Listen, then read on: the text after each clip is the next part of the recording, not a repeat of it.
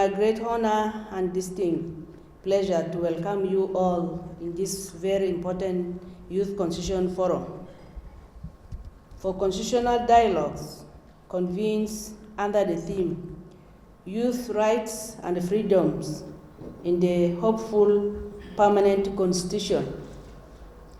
This timely and meaningful dialogue, organized in collaboration with our partners, the UNDP, that brings together key stakeholders at a critical time in our nation's journey towards lasting peace, justice, and nation building. To all our youth leaders, civil society representatives, and development partners, thank you for joining us today and lending your voices to this transformative forum. Today's dialogue is more than just a conversation. It is a milestone, a moment where we as a nation reaffirm that the youth of South Sudan are not only the leaders of tomorrow, but vital contributors today. As we work towards finalizing a permanent constitution, it is imperative that the voices, rights, and aspirations of young people are not only heard, but enshrined in the supreme law of the land. We must ask ourselves, what kind of South Sudan do we want to build? What freedoms must our youth be granted? What opportunities must be created to allow them to thrive, lead, and contribute meaningfully? They are not questions. They demand answers, commitment, and constitutional guarantees. Honorable colleagues and our young leaders of today and of tomorrow, as the ministry responsible for youth affairs, we believe that the Constitution must be a living document, a reaffirmation of our collective hopes. It must protect the rights to education, employment, political participation, freedom of expression, and peaceful assembly for our youth.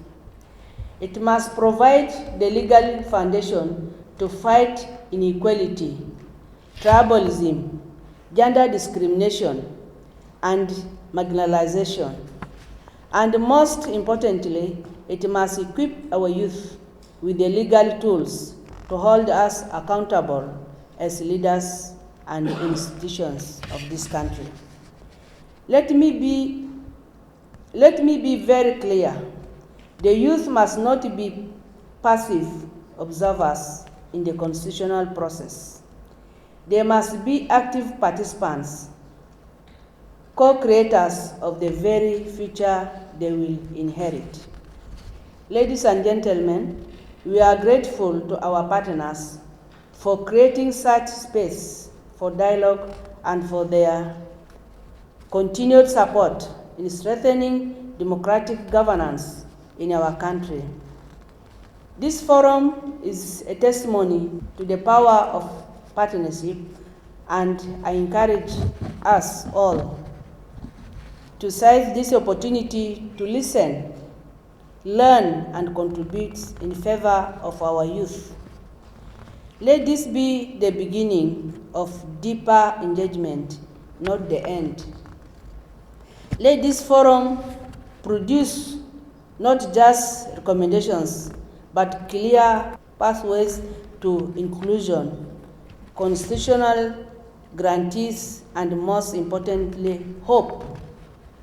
I urge the National Constitution Review Commission, the Minister of Justice, and all relevant stakeholders to ensure that what is discussed here is reflected in the final text of our permanent constitution. In conclusion, let us leave here today with a renewed commitment to protect, promote, and prioritize the rights and freedoms of the youth, not as a favor, but as a constitutional and moral obligation. I thank you all once again for your presence and participation.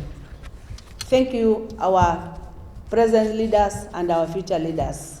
With these few remarks, I declare this workshop open. Thank you.